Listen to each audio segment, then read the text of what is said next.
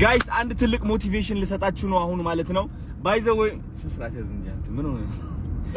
ባይ ዘ ዌይ ማለት ነው ጋይስ ማሸነፍ ከፈለጋችሁ በፈለጋችሁት ነገር ማለት ነው ሁሌም ፎከስ ማድረግ ያለባችሁ ምን ላይ ነው መሰላችሁ ራሳችሁ ላይ ከሌላ ሰው ጋር ውድድር ውስጥ እንዳትገቡ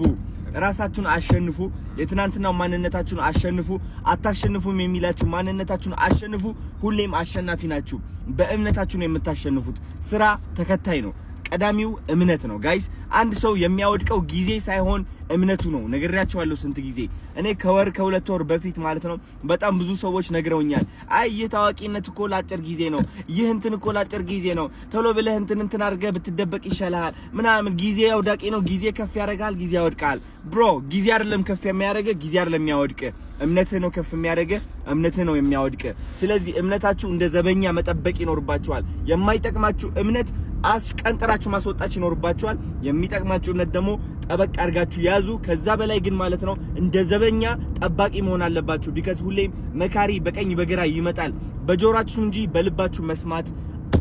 አቁሙ አንተ ጫዋ ምንድነው ጫጫዋ እንዴ ጋዴም ነገር